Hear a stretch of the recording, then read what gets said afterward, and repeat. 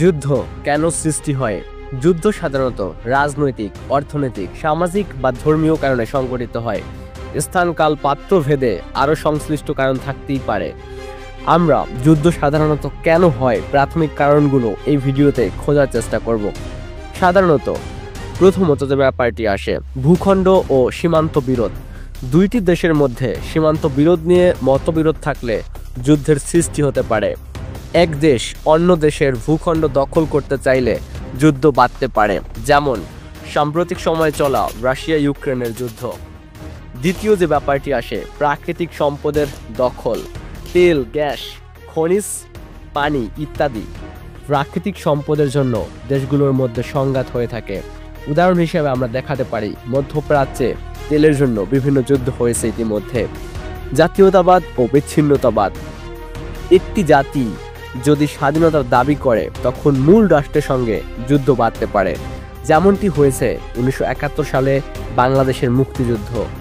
চতুর্থত, রাজনৈতিক ও আদর্শগত দ্বন্দ্ব।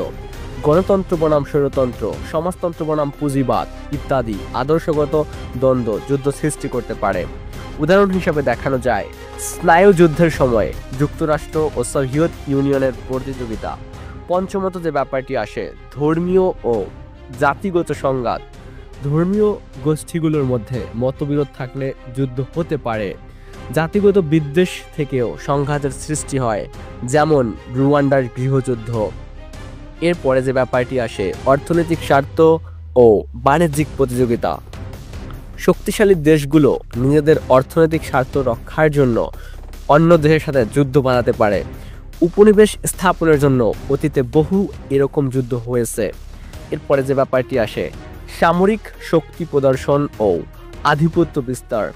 কিছু দেশ বিশ্বে নিজেদের সামরিক শক্তি দেখানোর জন্য যুদ্ধ শুরু করে দিতে পারে, যেমন দ্বিতীয় বিশ্বযুদ্ধে জার্মানির আগ্রাসনের উৎকৃষ্ট উদাহরণ। এরপরে যে ব্যাপারটি আসে, জোট ও আন্তর্জাতিক সম্পর্ক। কিছু সময়ে মিত্র দেশকে সাহায্য করার জন্য যুদ্ধ বাধে, যেমন ন্যাটো জোটের কারণে বিভিন্ন যুদ্ধে অংশগ্রহণ। সর্বোপরি কথা হচ্ছে, যুদ্ধ সবসময় ধ্বংস ও মানবিক বিপর্যয় ডেকে আনে। কূটনৈতিক আলোচনার মাধ্যমে যুদ্ধ এড়ানোই শ্রেয়।